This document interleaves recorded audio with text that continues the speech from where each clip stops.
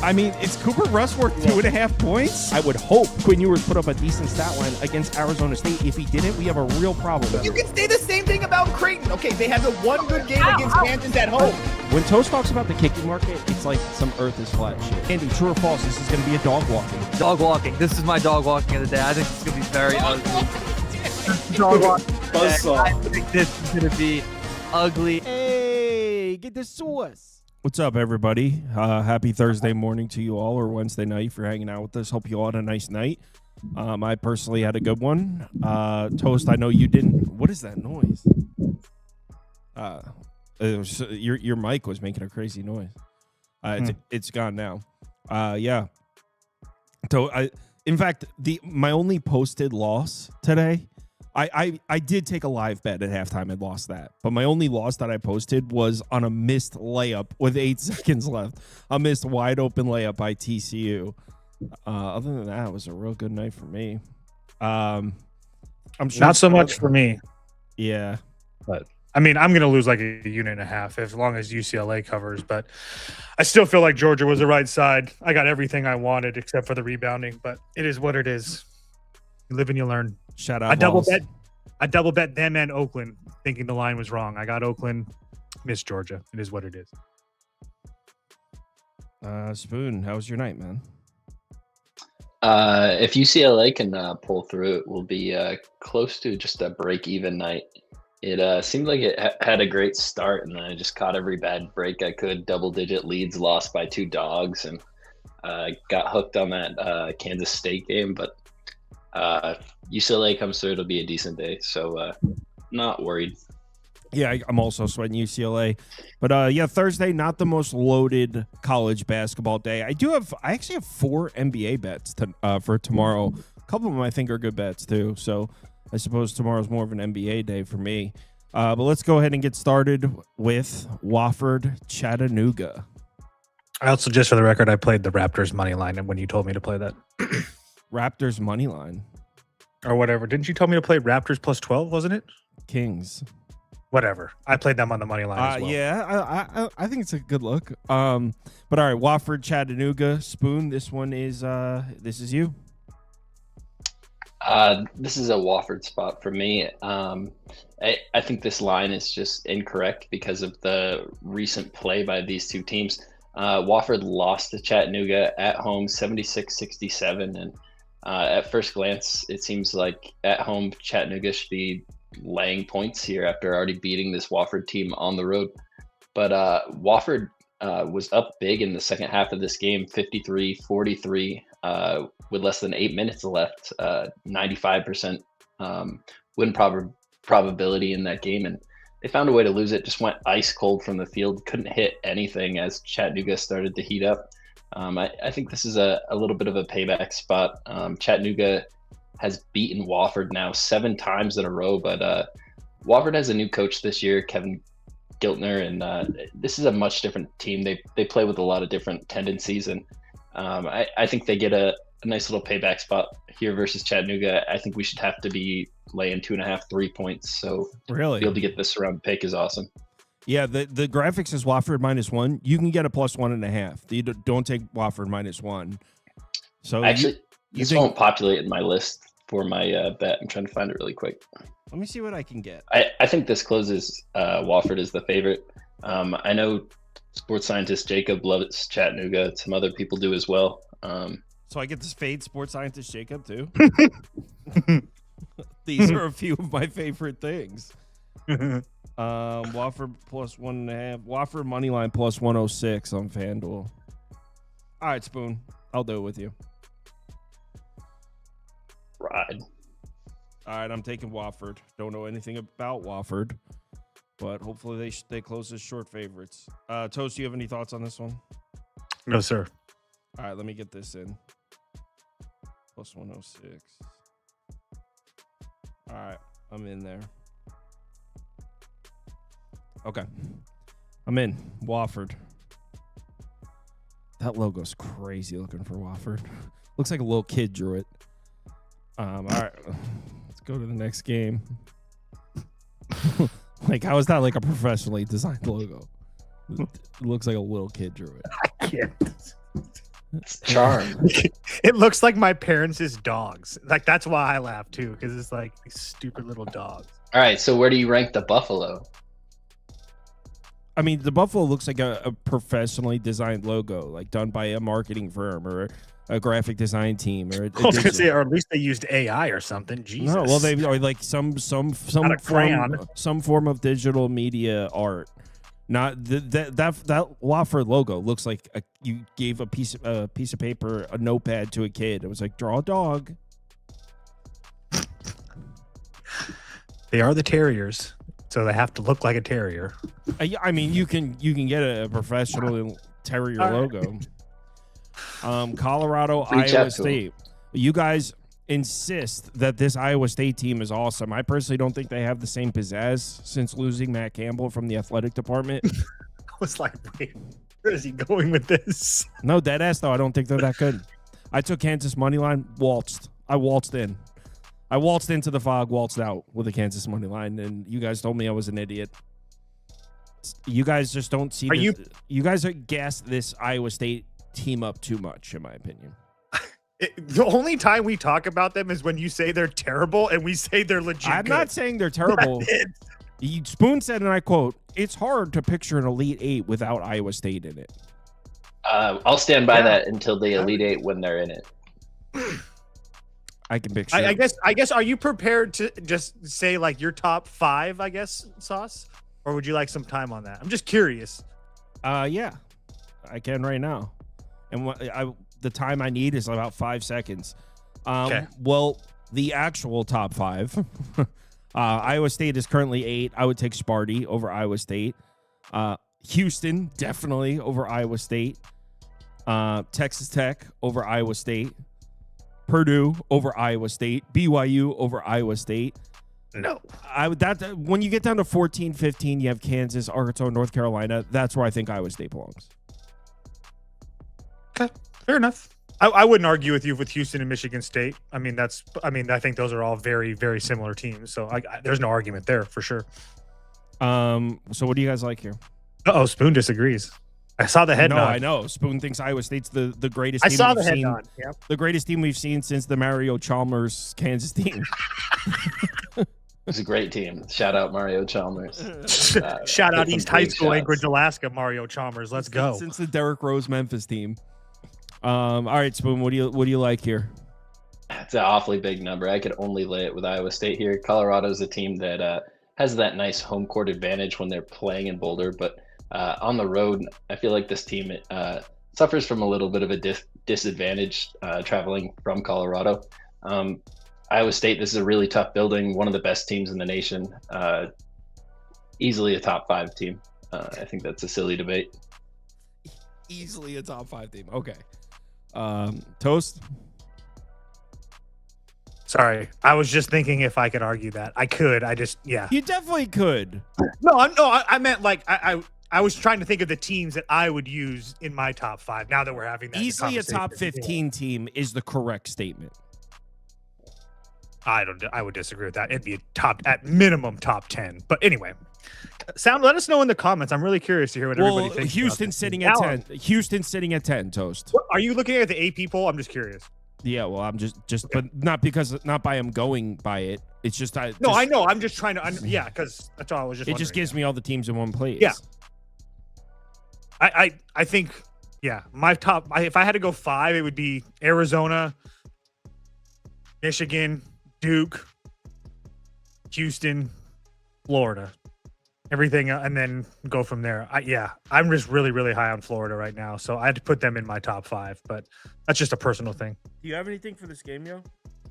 Oh, it would be Iowa State for me or pass. I'm probably not going to bet it, but Colorado on the road is not something you really want to get involved with. Do not let that Baylor win on the road fool you at all. Or I'm sorry, not Colorado. Colorado didn't beat Baylor win.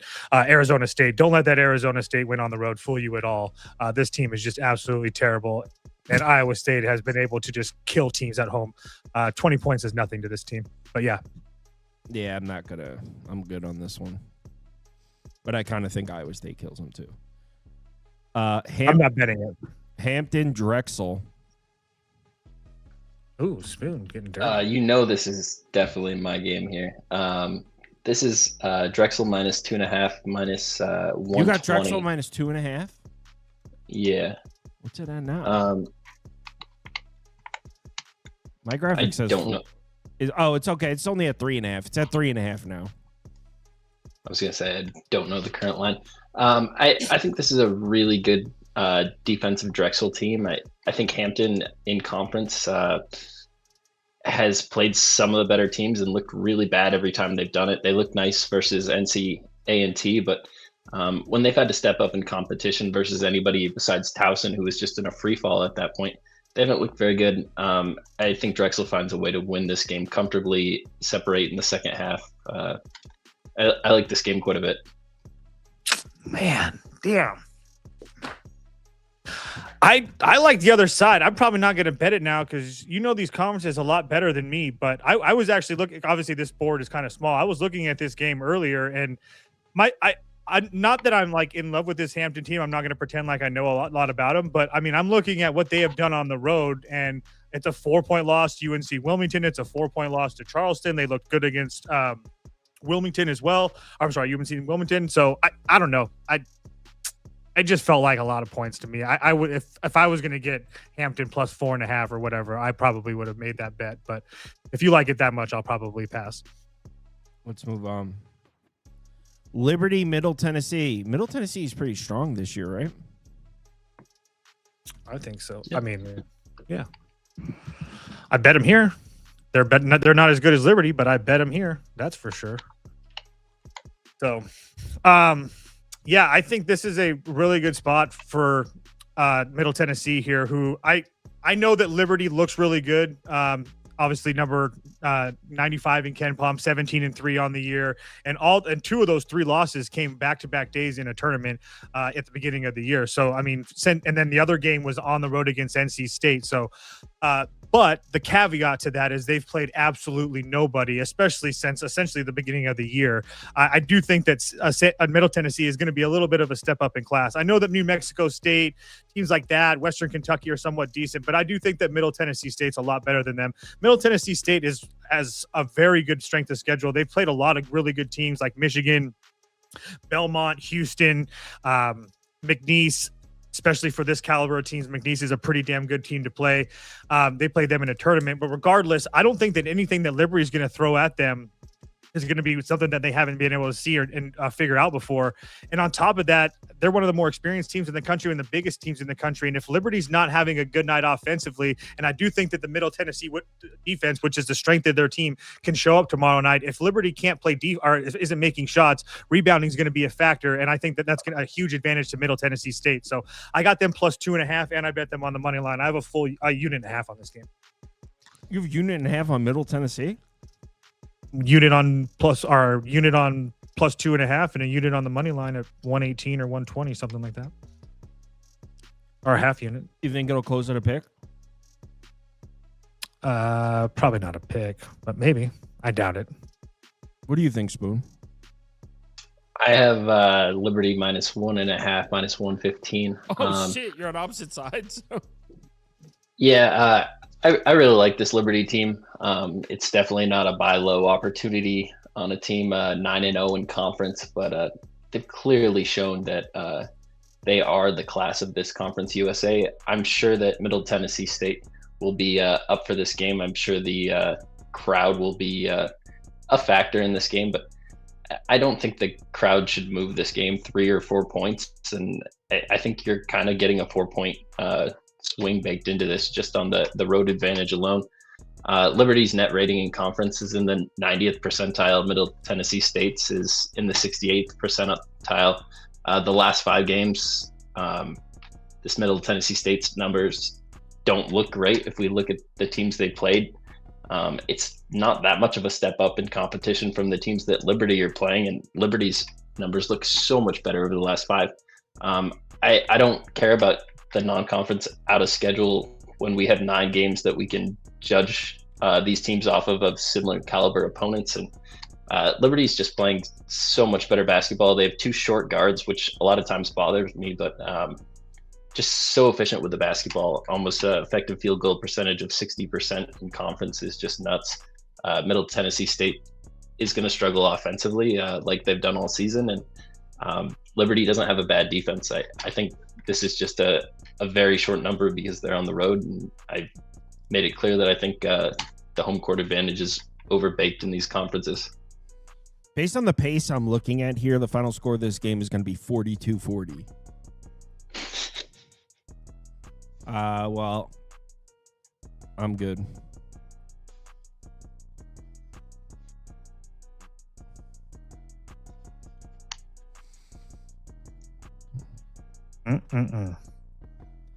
Was that the Citadel next?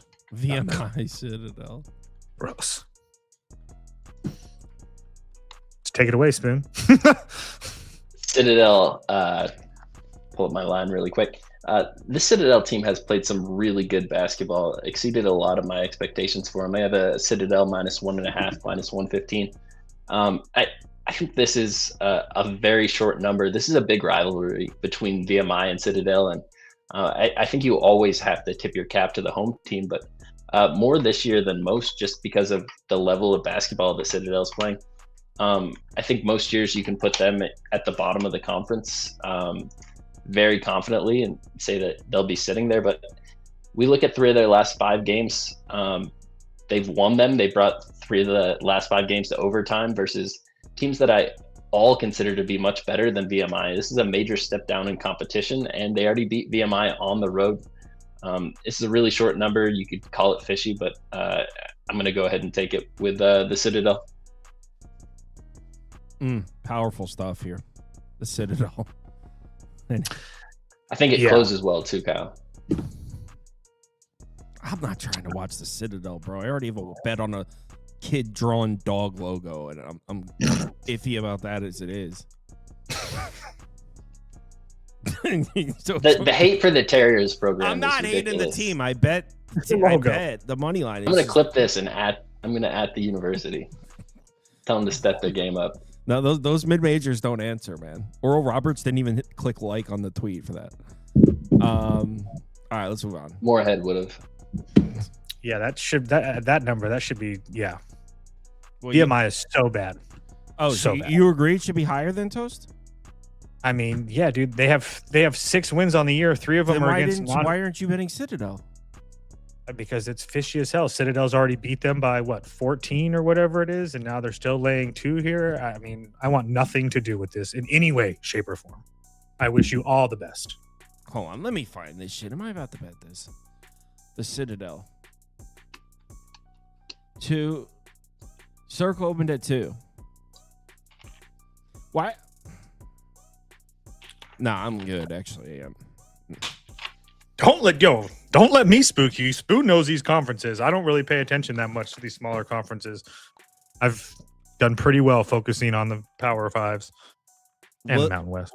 William and Mary Elon is. Did you select this game, Spoon? I did.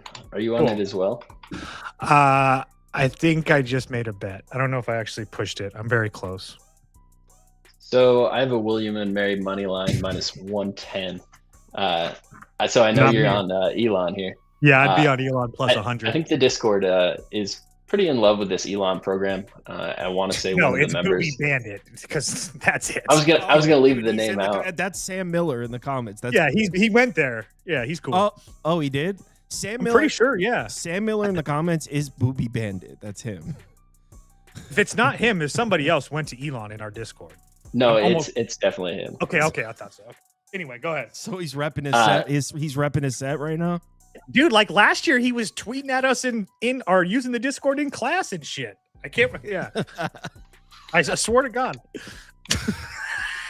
What do you think here, Spoon? Go ahead, Spoon. William and Mary moneyline -110. This team plays with a ton of pace. I think that's going to be a little bit of an issue. Elon has played some faster games this season, but it's not anything they look to do. William and Mary, with that pace, plays really good defense, and that's something that Elon doesn't do. And when you're forcing extra possessions and you can't play defense versus a team like William and Mary, who has no issue scoring the basketball, the runs can kind of develop fast. And I see William and Mary taking advantage of some of their transition pace. They get 14 points a game in conference from fast break points so far. Elon sitting there at 8 points a game. I think that's number will be exasperated a little bit. I think William and Mary walks away with this. I think this number closes well. Elon's not a bad basketball team, but they're more in the middle of the pack. I have William and Mary right at the top of this conference. I'm pulling up the numbers. Not as the best team, but with the best teams. Man, Elon. I mean, yeah, they're one of the 2 or 3. Yeah, I mean, just depending on how they finish the year. I don't think that's a crazy statement. I just wanted to say that UNC Wilmington, best team. It's not. Sam's in the comments saying William and Mary does not want to come to the 336. He's repping Elon by the area code. I don't know if anyone refers to Elon as the 336. I don't know if I'll ever not refer to them as that now. They do not want to come to the 336, bro. I was looking at Elon. I just think that they've obviously played much better at home, and they've have a couple home losses. But say something. Oh, I thought you were passing. No, I go ahead. No, I was looking at Elon. I was just going to say I had it at plus 100, and then when I started to look at it, I realized that they might even other books might be moving to plus money, so I just kind of passed. But yeah, I was looking at Elon, but I haven't pulled the trigger. So you were thinking about back in the 336. I was, but. William and Mary does not. I looked at it just before we came live. They do not want to come to the 336. I don't know if I can trust their defense. That's all. That's the big question there. If their defense shows up, it's going to be a good game. What about some Sunbelt here? Coastal Carolina, South Alabama. South Alabama is a friend of the program, so I know Spoon clicked this game, but I hope you are nice to this program. South Alabama -4.5, -110. All right. This is a really interesting South Alabama team. They play a very aggressive zone defense, and Richie Riley has it just tuned in perfectly. It was one of the best defenses in the conference and in the mid-major levels last year, and it's just the same here. Their best player is named Chase Harris, and this kid can go off for 30 any given night. The last time I tried to bet against this team was with Arkansas State, and he went off for 38. Had some huge buckets in that game. And right after that game, this team just absolutely laid an egg versus Louisiana, one of the worst teams in the conference, and went on the road, bounced back versus James Madison. They get to come back home again, where they played really well for the majority of this season outside of that one Louisiana game. And I think they take care of Coastal Carolina here. South Alabama sitting with a nice record in conference, 5-3. Want to get as good of a seed in this tournament as they can, and these are the kind of games that matter. I think this number should be closer to 6.5, 7.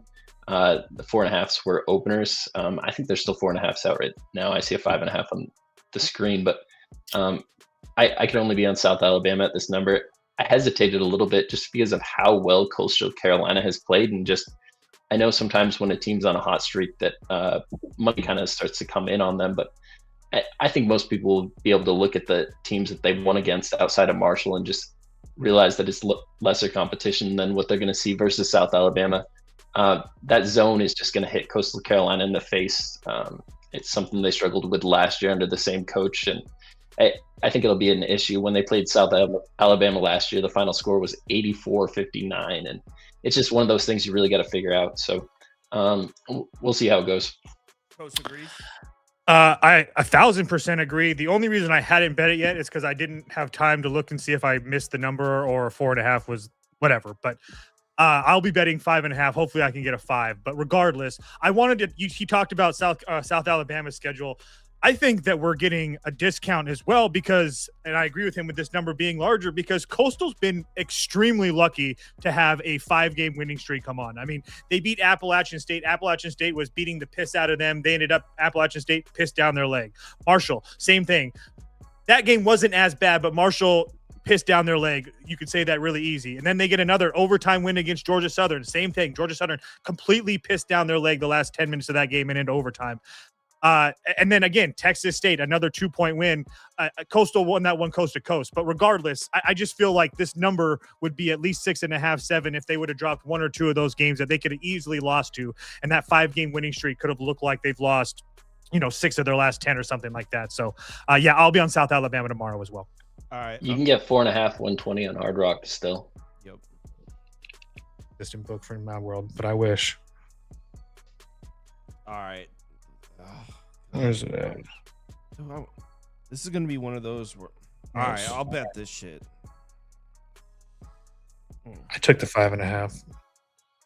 So there were 4.5s out there. I wouldn't be shocked to see some Coastal Carolina money. Like if you can't get the 4.5, I would at least try to get a 5.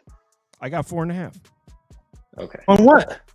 Hard Rock minus 120. Oh, I fucking hate it. Stick to sides and totals, man. Let's go. All right, Spoon. I just can't bet that book. Yeah. Most can't. Wait, so South Alabama's logo, what do we think? Solid. Most logos are cool. That one in particular is a little weird. Oh. I said all that, and watch it has like some significance. It's like somebody drew it that like passed away. That's like I would die with laughing so hard. with my luck, I like made all those jokes, and it turns out it's like a really cruel thing to make fun of. Like actually, that logo is representative of our fallen soldiers or something. Like, I hope this goes worse than the Milwaukee roof comments did. Oh my god, dude! I still don't even know what that was. And then I wasn't on this show. The Milwaukee roof comments. The people were responding as if we were like delivering hate speech. Like, I would have never in a million years made a comment about that roof had I thought that even for a second that was a response that was going to be. It's not an offensive thing to say. We were trolling Trevor. Penn State, Northwestern. All right, some teams that I've watched. Yeah. Let's talk Big Ten ball. Mm-hmm. So, number feels big. It does feel big, but I don't know, man. Spoon, would you have any thoughts on this one? I want to lay it. I really do. I don't think there's any question that Northwestern's a better team. I think the number is weird, but are a little high for our liking. But at the same time, I mean, Penn State's pretty damn bad, and this Northwestern team, all these guys play in the Big Ten, obviously, but this Northwestern team hasn't looked terrible against some of the upper echelon teams in this conference. I wouldn't be. I mean, and then they beat UCLA on the road by 6. I don't think it's more. I think they're more than capable of winning this game by double digits. I just got to know if we can all stomach it. I guess that's the question. Really? You're that comfortable with that? I do. Northwestern isn't even like that. Penn State doesn't turn the ball over. Slow-paced game. All the shit you want to see if you're taking a big number. You want to see a slow-paced game. You don't want to see any gifted baskets. Spoon, I'm curious. What's your thoughts? So Penn State, let's talk about like some of their losses. Like you're saying Northwestern isn't like that. Is Penn State like that? No, I said they're both in the Big Ten. I wasn't trying to say that they No. I am. Like, so Penn State lost to Providence 77-65. Nobody thinks Providence is a good team at this point in the season. And that was I could care less about what happened in November, though. Okay, so what about December?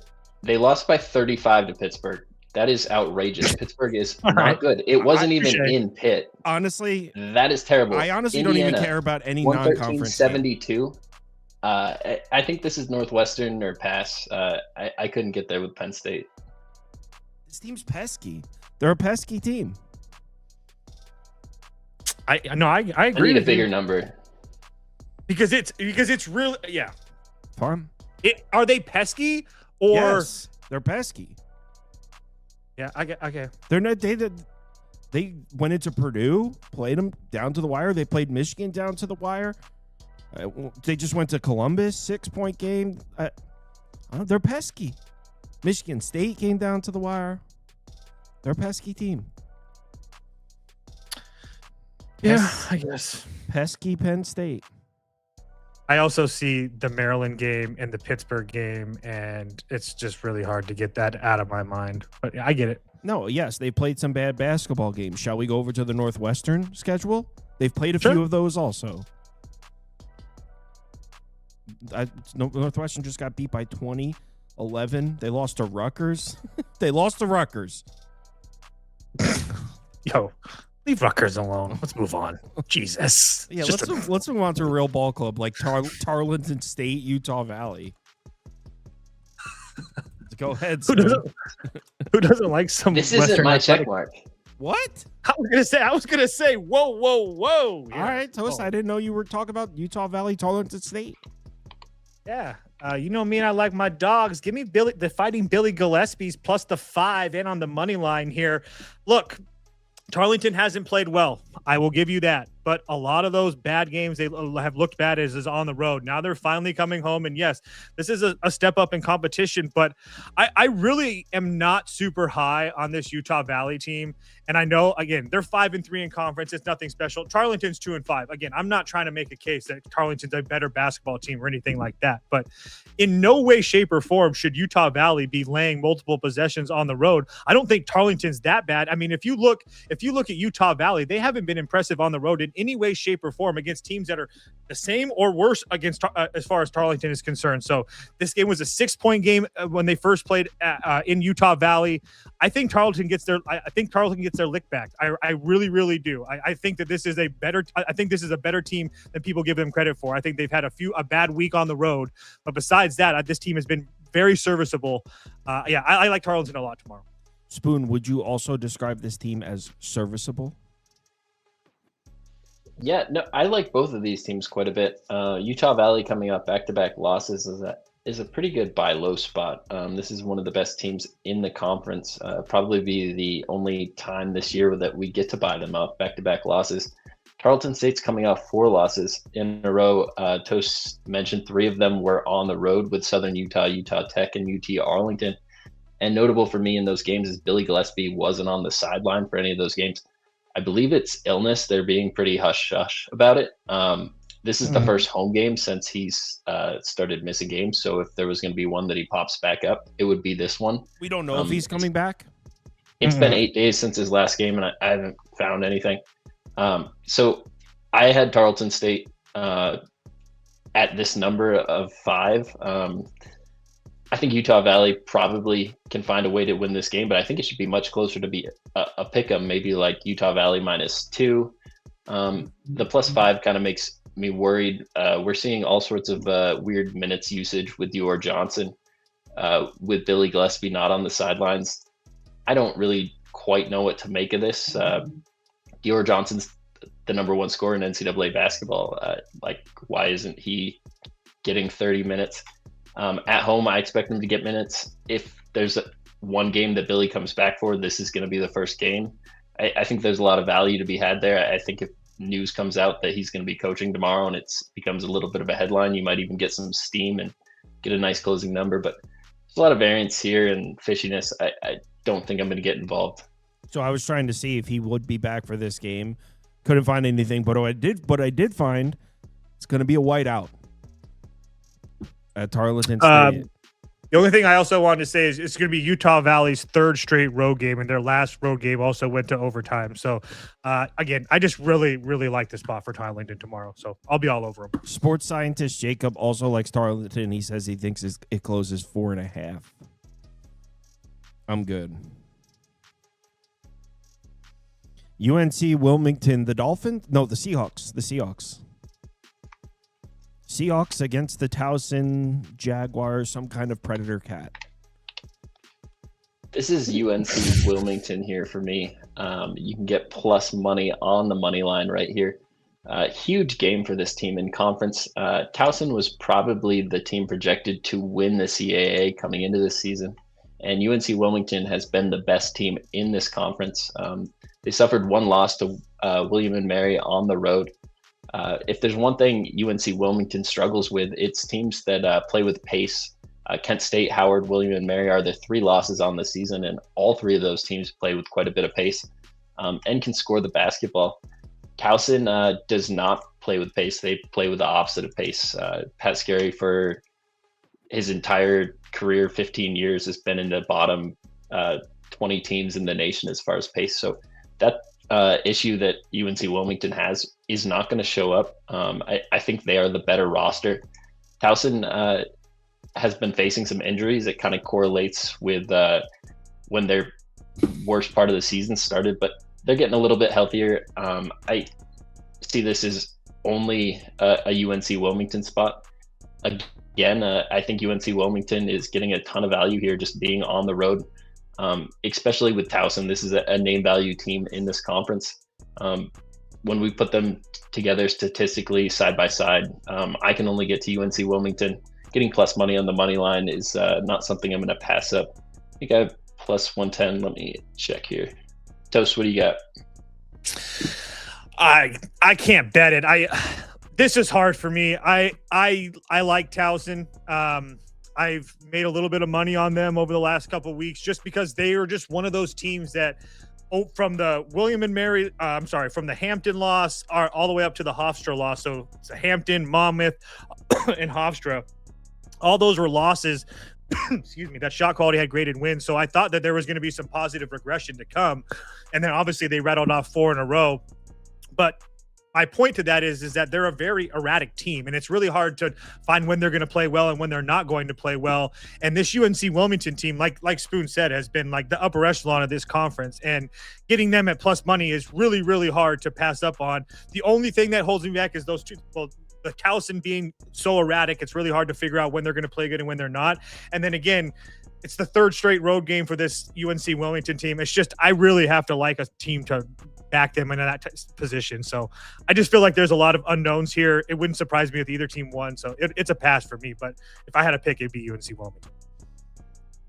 All right. Let's move on. Washington, Illinois. I think I just added this one. I think I clicked it. Oh, did you click it? Yeah. It's one of the only power conference games on the board. So I really want to play Washington here, and it's disgusting, and everybody's going to talk about me in the comments and yada, yada, yada. I don't care. Look. Everyone's going to talk about you in the comments, he said? Yeah. They're so horrible. Look at how bad that Georgia line closed. This guy's a clown.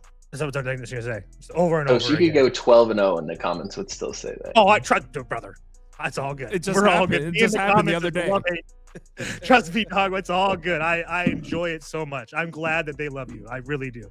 I think it's awesome. You're coming out of your shell. I love it. When you texted me earlier about the Tennessee game and trying to rile me up, I was like, this dude gets it. I like this guy. So shout out Vols. Anyway, I think that Washington is kind of undervalued right now. They've continued to get healthy, and I've mentioned that coming into those home games against Michigan and Michigan State that I thought there would be some value. Obviously, they looked pretty good. They covered against Michigan. It was a very lucky cover. We were all on Michigan in that game, and then they kind of laid an egg with Michigan State. But again, going on the road to Nebraska is not a bad loss to me, obviously, the way that Nebraska is playing right now. And then coming back home and finally getting Oregon, or finally in a good spot and killing a really bad Oregon team. But I think that they're still a little bit undervalued. And you're getting an Illinois team that has been playing absolutely fantastic. I love this team. It's been awesome.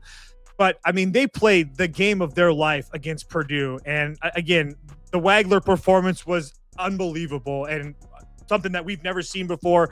I was telling Trevor, I think on the other show, that Purdue had 80-plus points. I think they had 3 or less turnovers and shot better than 65% from the field. I think that was the first time a Big Ten team had done all 3 of those things and lost a game ever. So that just shows you how well or how big of a performance that Wagler performance is. But I feel like this is kind of a sleepy spot for Illinois after that huge win against Purdue. Now they get a lowly Washington team at home, and then a couple days after this, they got to fly to Nebraska and face that beast. I'm going to be taking Washington with the points. I just want to make sure that I get the best of the numbers. So I'm going to watch this, and hopefully I get like a 13 or 14, depending on if Illinois takes money. But I'm going to be on Washington. I just want to see what this line does. But yeah, Washington for me. Spoon, there's a comment in from Bill Seibert that says, Sauce, Spoon was right about Pacific.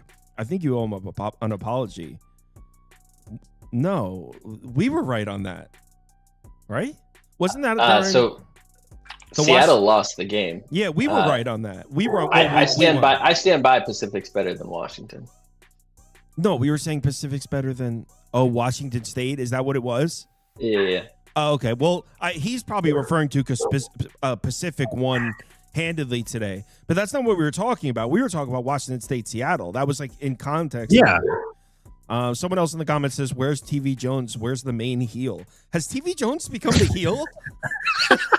He was not the heel during baseball season. It's either they hate him or they're mad that we make fun of him too much and they think that we hate him. It's like they don't. It's so funny. He's such a polarizing. During baseball season, TV Jones was the fan favorite. People were literally commenting like, "I don't know why Kyle and Toast are even on the show." Like, I swear to God.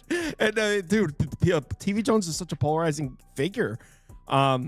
Spoon, do you agree? You lean towards Washington or no? So one thing I like about what Washington does is they play defense in a way to try to take away the three ball. That's a really important characteristic to have if you're going to keep this game close against Illinois, because this team can catch fire from three, and they can open up a game really quickly. It's a nice sell high on Illinois, sitting 8-1 in conference, coming off a win versus Purdue. At home, this seems like it should be a layup for Illinois. How efficient that offense is, I'm scared to get in front of it, but at this number, it's Washington for me. Doesn't sound like either of you guys really like it. I really do like it. I'm betting Washington for sure. Oh, you are going to bet it? Yes. All right. Just trying to get a better number? Yeah, I just want to make sure that... Go ahead. I don't know anybody that's going to try to get in front of Illinois besides Toast at home. Like, I understand it's a little bit of a sell high after the Purdue game, but if we look at Purdue, that's 3 straight losses now. Like, how big of a win was that really? I think that's a pretty big win for them. Last college basketball game, and then I'll get into NBA, and I got 4 NBA bets for tomorrow. I think that's the most NBA bets I had in a day all season. It is crazy that there's like 4 teams that have 1 loss in the Big Ten right now. So that thing's all super tight. Hawaii, UC Irvine to close the college basketball section out. What do you guys think? Did you click this one too, Spoon, or just me? I clicked this as well. Oh, pretty good game. Yeah, I'm excited. Go ahead.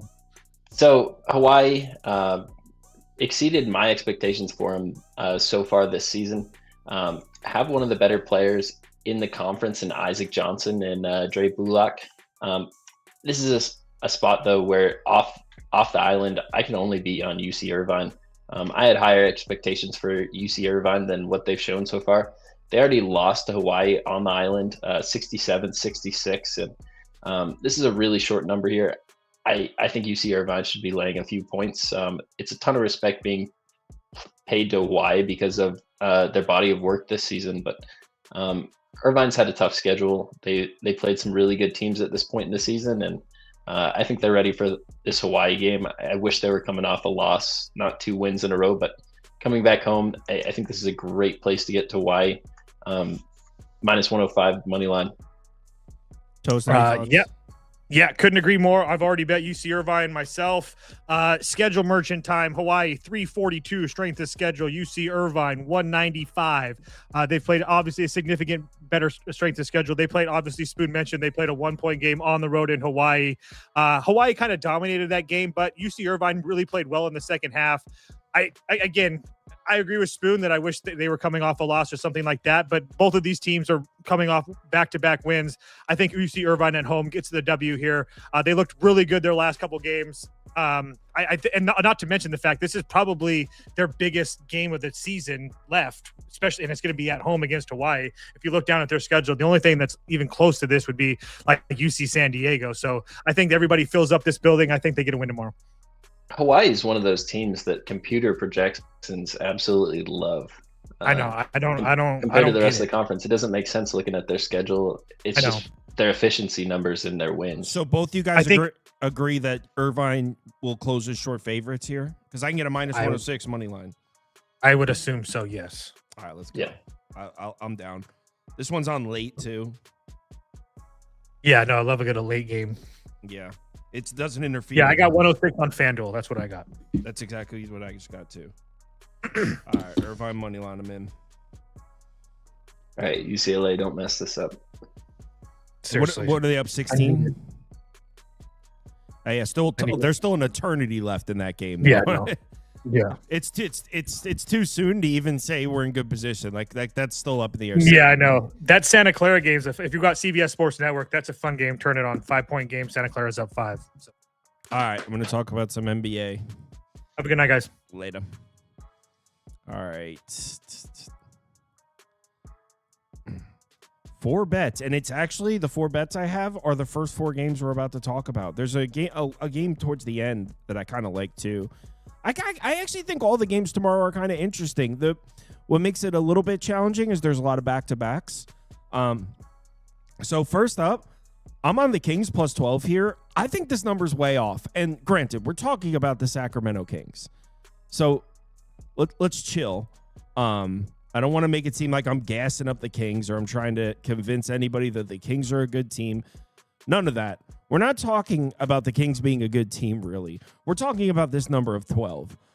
You got to keep in mind, before we get into anything, the 76ers just closed as 10-point favorites against the Bucks just the other night. 10-point favorites at home against the Bucks with no Giannis and no Kevin Porter Jr.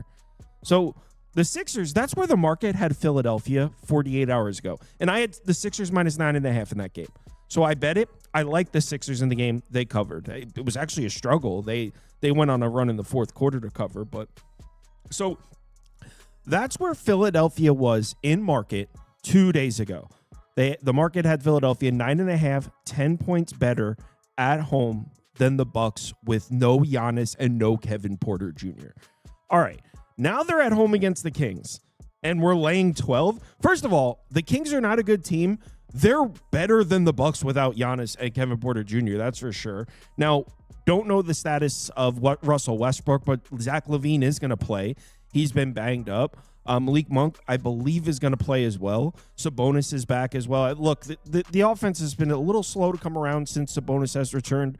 They're just 1-5, 2-4 against the spread since Sabonis has come back. One thing you have to give San Francisco, though, this team has played a very tough schedule. I mean, they played according to strength of schedule metrics, they played the most difficult schedule in the NBA. I'm sorry, let me get the poll up for this one.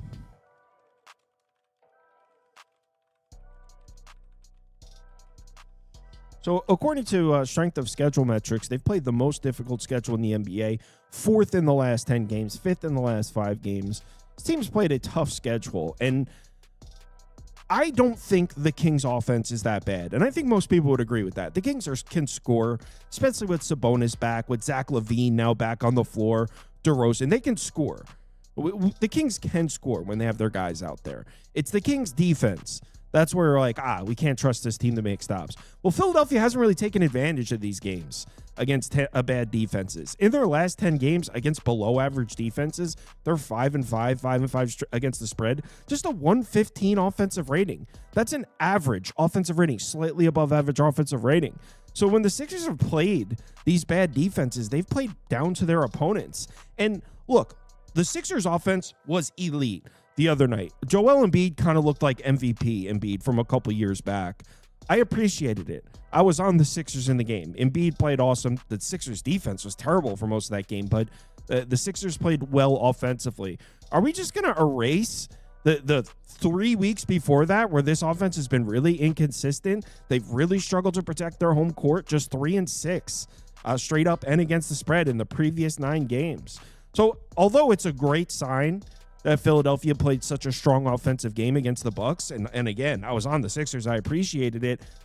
I think that it looks like the market has jumped this team 3 whole points because of one performance. And the way it was being talked about, I had that, it was my only NBA bet of the night. So I had it on the big screen and I was listening to the broadcast, which I don't always do. But I was actually listening to the broadcast, and the whole time it was like, the Eastern Conference doesn't want to see this. Like when Embiid got an and one, it was like, Eastern Conference doesn't want to see this. Like, relax, guys. They're playing the Bucks with no Giannis and Kevin Porter Jr. And I just feel like the hype from one game is getting us 2 whole extra points on this number. Philadelphia was laying 10 to the Bucks with no Giannis and Kevin Porter Jr. just the other day. Now, Quentin Grimes is listed as questionable, but I think the Philly should be in good shape injury-wise. And Philadelphia is better with Joel Embiid on the floor, despite what some of the narratives might have said earlier in the year. I think the Kings have been slightly better than perceived. They're 3 games into this road trip. Remember, they were tied with the Knicks in the fourth quarter. They were tied with New York in the fourth quarter. They played the Cavs down to the wire in Cleveland. This Kings team has been better than people think. They're definitely better than the Bucks without Giannis and Kevin Porter Jr. And the Sixers were struggling with that team for a lot of it. Yeah, I think this number, I make this game 8.5, 9. Now, I'm not crazy enough to think I have this beat by 3 points, but I do think this number is too high. So I bet the Kings plus 12. Looks like you can get a 12. Oh, the 12. Wow, that actually just disappeared. There was a 12.5 seconds ago. So it looks like the 12.5 is gone. You can still get a 12, though, if you look. Looks like actually, it's mostly 11.5 now. Yeah, I'm on the Kings. I bet this one.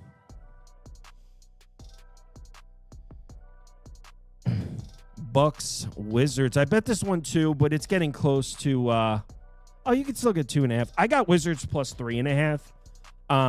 I still think 2.5 might be cool. This isn't one that I feel particularly strong about. I took this bet because I was pretty confident it was going to close closer to a pick.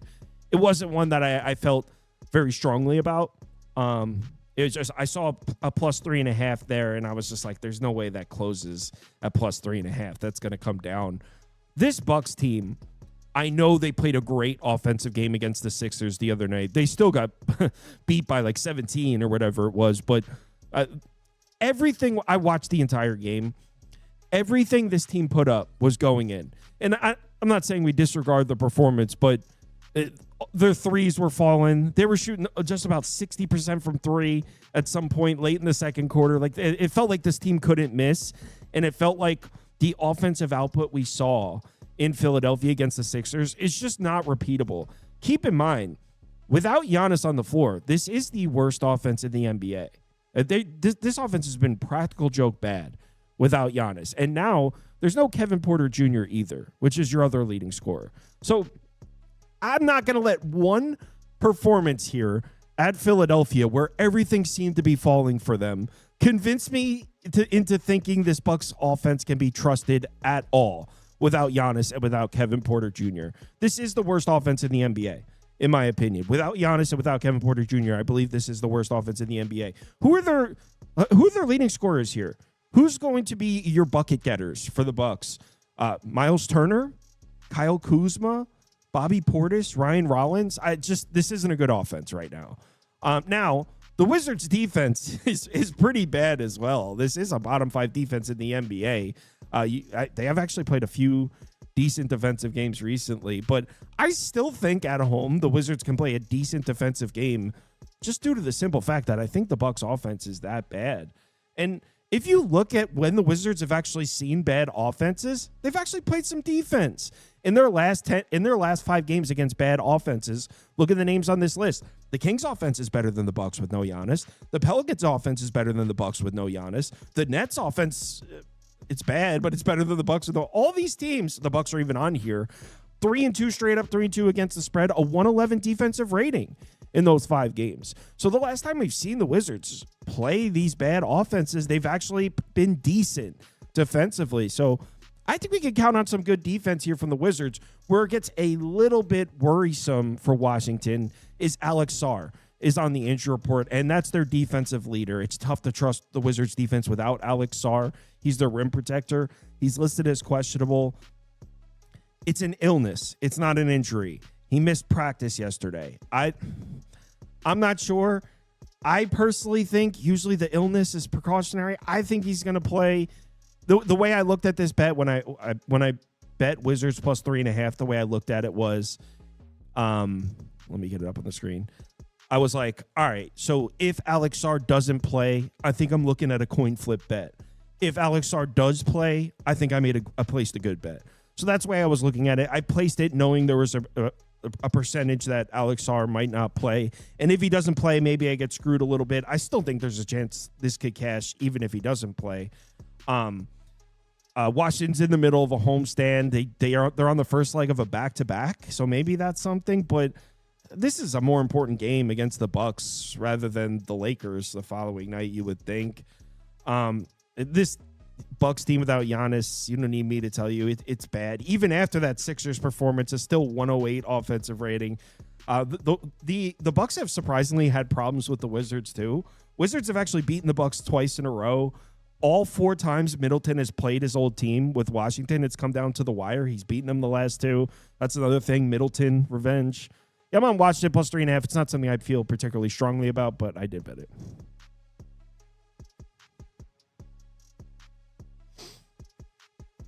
Houston, Atlanta. Yeah, this number came down too. I'm on the Hawks plus 4.5 here. This must have just come down recently. This was 4.5 as recent as 45 minutes ago.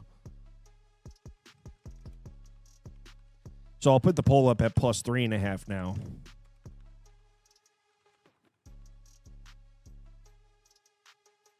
Nah, someone said Ryan Rollins is hooping right now. No doubt. Rollins can score. I wasn't trying to list off names as if they were scrubs. I mean, Miles Turner can shoot. It's not that they're complete scrubs. It's just, is that your focal point of your offense? You're going to go in and lay 3.5 points on the road with Ryan Rollins as your number one option? I'm not saying they can't possibly win basketball games, but road favorites? It's a little bit of a different role. All right. So both these teams are on back-to-backs. Both played. Houston ended up losing to the Spurs, 111-99, and the Hawks. Oh, and they only ended up winning by 11. They were up on the Celtics comfortably the entire game. So a real comfortable win here for the Hawks. That makes 4 wins in a row for Atlanta. In terms of back-to-backs, I mean, both these teams have been pretty hovering around 500 in these games. Specifically, what I'm looking at is right here with the Rockets. This Houston team, I've said it a number of times. I trust them defensively. I'm a little iffy on the Rockets offense. Don't know if I could trust them to consistently score points, but I do trust them defensively.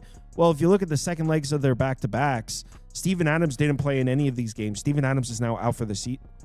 I think he's out for the season. He's out for a while, I'm pretty sure. So Steven Adams is now out. And in these games, Steven Adams didn't play. He wasn't playing on back-to-backs. So this is what the Rockets defense has looked like so far this year on the second legs of back-to-backs without Steven Adams. And that's exactly what we're looking like here. A 117 defensive rating. League average is 114.7.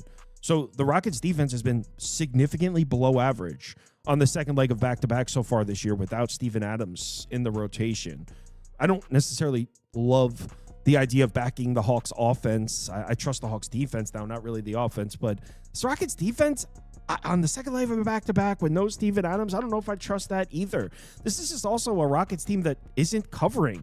Obviously, this graphic was made before this game tonight, so I guess it would be 7-18 against the spread. And by the way, my spreadsheet only goes to 24 games. This isn't even a cherry-pick number. What I mean by that is, you know, if somebody puts up the thing like, 3-8 in the last 11, well, or 8-3 in the last 11, you know, that means 8-4 in the last 12, obviously, because that's where they cut it off. This isn't even cherry picked. This is the last 24 games grabbed at random. So they're now 7-18 against the spread in the last 25 games. They're finding ways to win for the most part. They're not covering the number. They're not winning by margin. And this is also a team you can't really trust on the road. Since December 1st, they're 9-1 at home. Now they're 9-2 because they just lost at home tonight. 3-8 against the spread. Look at their numbers on the road. This Houston Rockets team, a very good basketball team, they're 4-11 on the road since December 1st. So this is a Rockets team. I like them at home. I like their defense. That's the kind of situations I like to trust Houston. We're getting neither of those here. They're on the road, and they're on a back-to-back where the defense hasn't been as good. So I don't really like that for the Rockets at all. Now, as far as the Rockets offense, I think we all believe it's going to come around at some point. If you look at the season-long on-off splits with Şengün in the rotation and out of the rotation, 119.3 offensive rating with Şengün in the rotation. But here's the thing. A lot of the production there was coming from before the injury. If you just isolate it to after the injury, he's been back for 9 games now. 112 offensive rating is not good.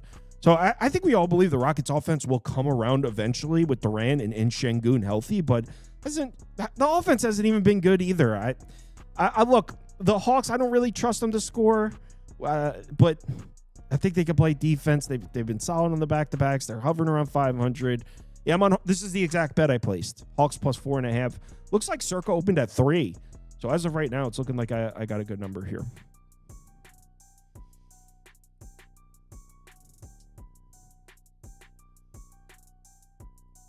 Someone just said UCLA bang. Did we just win?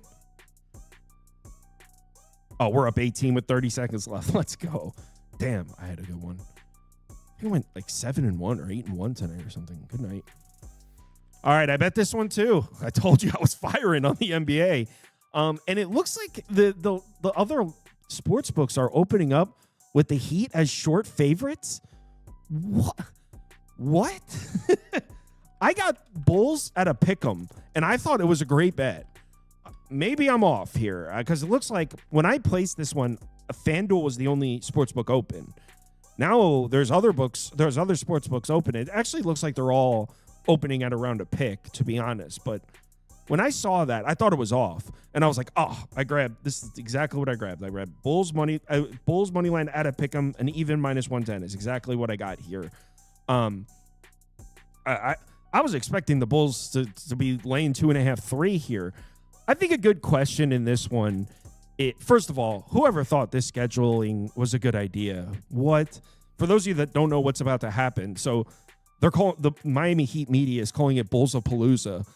These two teams are about to play 3 times in 4 days. They're about to play in Miami. They're about to play in Chicago. Then they fly to Miami and play back-to-back nights.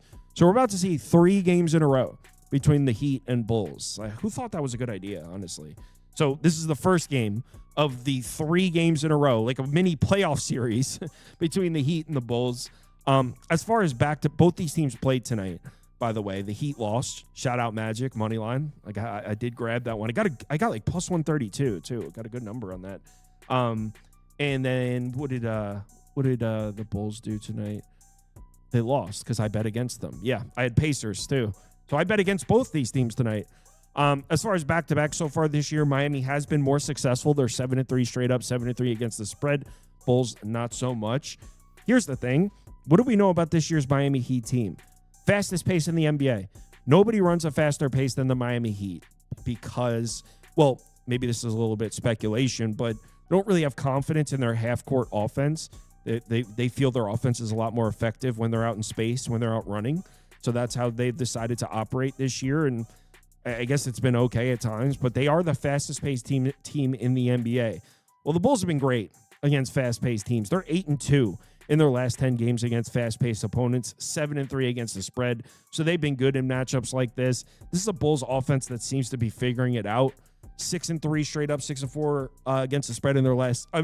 This is not including the Pacers loss, so it would be 6-4 now. But the offense has been clicking. What did I want to show on this graphic here? The Bulls offense actually in the last 10 games, second in offensive efficiency. The Bulls are one of the hottest offenses in the NBA recently. And I know I just bet the Pacers, so I just faded the Bulls, but I want to be clear. I bet the Pacers tonight. That wasn't a fade of the Bulls. That was a bet on Indiana because people perceive the Pacers to be a bad team. Now that Nesmith is back, now that Ben Shepherd's back, now that Mathurin is back, they're so much healthier than they were a month ago. So that was not a fade of the Bulls tonight. That was a bet on Indiana getting priced like one of the worst teams in the NBA when they're not. Steve was in the Eastern Conference Finals last year. The whole team was injured earlier. They're healthier now than they have been. So the Pacers are getting priced like the worst team in the NBA, and they're really not. They're not that bad. So that was a bet on the Pacers tonight. That wasn't a fade of the Bulls. So I think now, because of that, tonight's loss is getting perceived in the market like the Bulls are bad. But in reality, I think the Pacers are better than people think. That's the way I'm looking at it. So now you got the Bulls at home. We were just talking about how the Bulls offense is red hot, right? Well, Miami's defense in their last 10 games against good offenses, 120.1 defensive rating. They've struggled to make stops against good offenses, and they're going on the road to Chicago where the Bulls have handled their business. 9-3 in their last 12 home games, 8-4 against the spread. And another thing Miami gives up a lot of, 3-point looks. fact, they're 29th in three-point frequency on the defensive side of the ball. You can get threes off on this Miami defense. Well, this new look Chicago offense is launching threes. They're doing this thing. So the Bulls are running their offense differently right now. So they're running Jalen Smith and Vucevic on the floor at the same time, and they're slowing it down. They're not nearly as fast as they were earlier in the season, and they're spreading the floor out. Jalen Smith is hitting threes. Vucevic can shoot. Everyone on the floor can shoot. And out of nowhere, the Bulls have become a three-point shooting offense, and I like that matchup against the Miami Heat defense. And another thing to consider here, is Norman Powell going to play in this game? He's not on the injury report or anything, but he's been listed as questionable in every single game. He's been dealing with a back issue. He's been playing through it. Is he going to play on a back-to-back? I wouldn't be surprised to see Norman Powell pop up on the injury report. So, yeah, I'm on the Bulls minus 110 here. The way I look at it, I would probably make this game Bulls -2 as it is. And if Norman Powell doesn't play because he's been dealing with an injury, maybe he sits out on the back-to-back, I think it's going to be Bulls -3, -3.5. So we'll have to wait and see here. Trey Jones, by the way, has been added to the injury report for the Bulls. Davion Mitchell, I'm not sure with him for the Heat. He's been out. But, yeah, I think there's a chance Norman Powell, we can get lucky, and Norman Powell might not play in this one. But, yeah, I'm on the Bulls.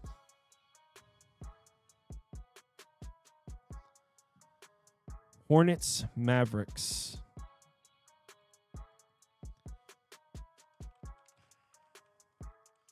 All right, so this is an interesting one. So, first glance, what's your initial reaction to this? This is crazy short, right? The Hornets are red hot. I almost bet Grizzlies tonight, too. Obviously, glad I didn't do that. Hornets smacked them around. This Hornets team is hot as anyone in the NBA. Here's why. So, my pick for this game would be the Hornets. So, I'll put the Hornets up. This isn't what I bet. What I'm going to do is I'm going to go through the reasons I stayed off of it. So it's going to sound like I'm making a case for the Mavericks, but what I'm doing is I'm explaining. I guess I don't have graphics for the Hornets. I'll type it in real quick. So it's going to sound like I'm making a case for the Mavs, but in reality, I'm just explaining what scared me off of taking the Hornets.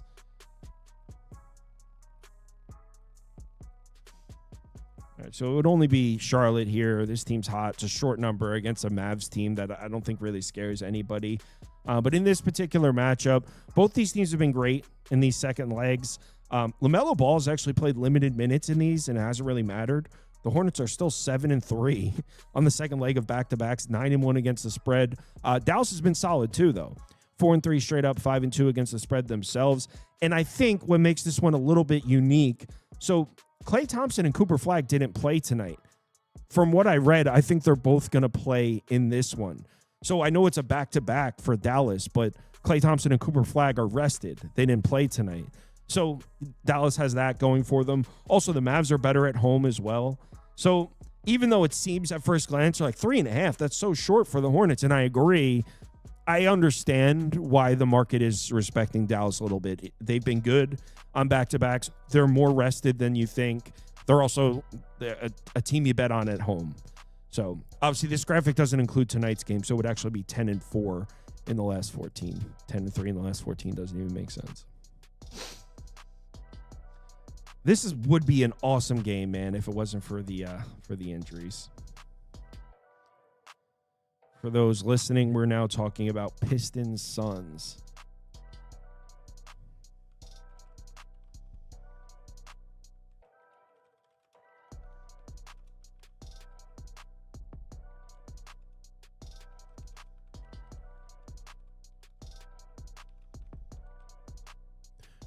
All right.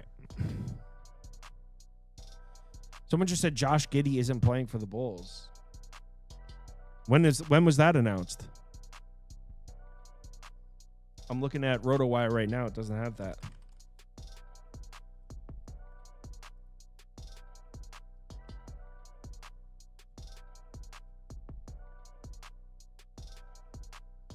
I'm not seeing that anywhere. All right. Pistons Suns. Okay. So Karis LeVert might be back for Detroit. He's listed as questionable. Not sure. Other than that, Detroit's in great shape, though. Pistons are in great shape health-wise. On the Suns side, no Devin Booker. What is the timetable on him? Let me open this up and read it. Reevaluated in 1 week, and that was 4 days ago. So, yeah, he won't be back for this one. Also on the injury report, Jalen Green and Colin Gillespie. So, I don't know who's handling the ball if those guys don't play. Those are the 3 ball handlers on the team.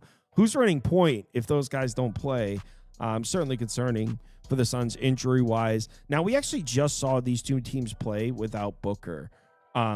So these 2 teams both have elite defenses in the last 10 games, first and fourth. So we just saw these 2 teams play. It was a good defensive battle without Devin Booker, and the final score was 108-105 Detroit. The thing is, final score of that game was a little bit misleading. Cade Cunningham had the worst game of the season. He was 3 of 16 from the floor, 23, and the Pistons were 23 of 37 from the free throw line. So the Pistons they just played such a sloppy game offensively, and they still won. The point I'm making is you look at that game in Detroit, and you're like, oh, the Suns almost beat them in Detroit, and that's true. But the truth is the Pistons probably should have won that game by 10. It should have been a comfortable win. They were just so sloppy in that game. But maybe that's a testament to Phoenix defensively. The on-off splits with Devin Booker are concerning. Their offensive rating, 104.3 without Devin Booker. Only a 6-game sample. Can't really take much away from this, but we know the offense without Devin Booker is probably going to be a concern, especially considering they're playing one of the best defenses in the NBA. I would imagine the Pistons are able to win the battle on the boards here. Going to be tough for Mark Williams to hold Detroit off the offensive glass in this one. Phoenix really struggled to score points on the Pistons defense back on January 15th. 105 offensive rating is terrible. Detroit's offense is coming around. I don't know if we just erase the previous 6 games. I know on the season, Detroit has excellent offensive numbers, but I don't really know how much I trust Detroit offensively, which is probably will keep me off this one. But I guess it would be Pistons. The market's accounting for Cade Cunningham not being out there, though. So I guess Pistons are past here. I could see maybe an under, but I'm good. It said Josh Giddey out. I see Trey Jones on mine. Let me refresh the page again. They just must be really slow. I don't see that. Did they announce it on Twitter?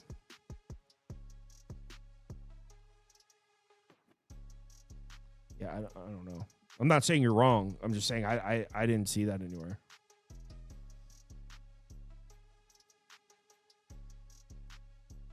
Jalen Smith out concussion. I watched that game. When did that happen? Jalen Smith was shooting threes at the end of it. When did he get a concussion?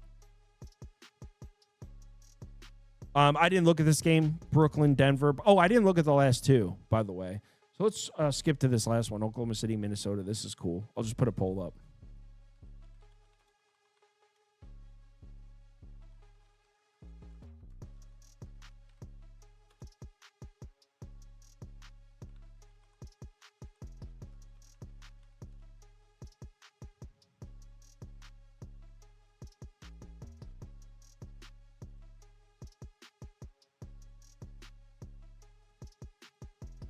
Sports scientist Jacob said, I bet Jalen Smith threes. Yeah, that was free. He was splashing. He said the other guy saying he got a concussion. It must happen at the very end of the game because he was shooting threes up until in the fourth quarter. He was shooting threes.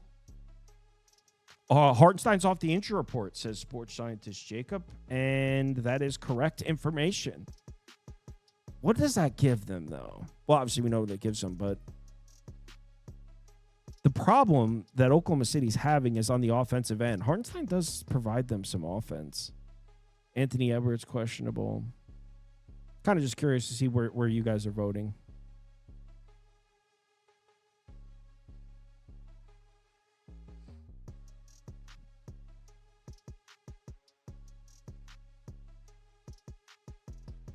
Someone said it's not true. The Josh Giddey and Jalen Smith is not true? The guy's just typing whatever. Does he have inside information, or is Or is he just typing whatever into the chat? Sorry, guys. I won't read the comments anymore. I'm sure he didn't do it on purpose. They're not going to punt Sport Time. He said you could see Minnesota punting this. They're not going to punt against the defending champions, man. Minnesota's been weirdly strong defensively without Anthony Edwards, too. Do we know for sure? Is there anything confirmed? So he did not. Did he play tonight? I didn't bet that game. I didn't watch a single minute of Minnesota Dallas tonight. No, he did play. He played 38 minutes, and he's been dealing with an injury.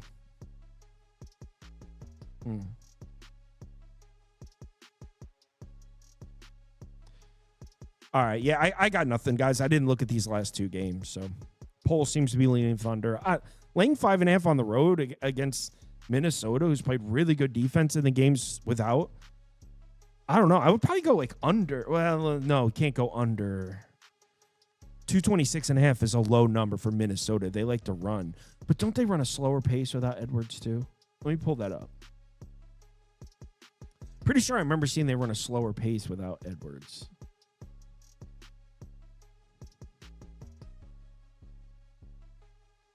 No, never mind. I made that up. Their pace is exactly the same without Edwards. But their defensive rating, a 108.3. Their defensive efficiency, 108.3 in the games they play without Anthony Edwards. 3.5% better than expected. So they played elite defense in the games without Edwards. I still think they can make this game interesting.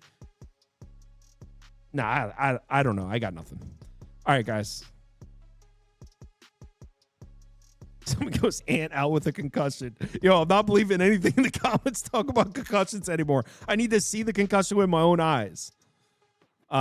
Everybody, thanks for watching. Betting league stuff. Give me about 15 minutes. I'll put the standings and everything up. I think I'm in first place, guys. Sorry to say. I think I'm winning the. Here's where we were. I don't have it updated, but I'll bring up the stuff from yesterday to see where we were at before. Again, I don't have the updated stuff, but fake Rolex, El Wicho's in first place. OT is up there in second. LV Poker plus is in. Oh no, I'm in second place behind LV Poker. So, but I think I had a really good night, so I might have passed LV Poker to take the lead in the COVID division. East Flank, East Flank has a lot of people up there. Filthy Animal and Shock leading Gab's Basement. Trey Young's got a few people up there. Yeah, I'm going to do the standings. I'll get the updated standings out in like 15 minutes. Did I go 4-0 in the league? I might have went 4-0 tonight. All right, everyone. Have a good night. See you all tomorrow. Later.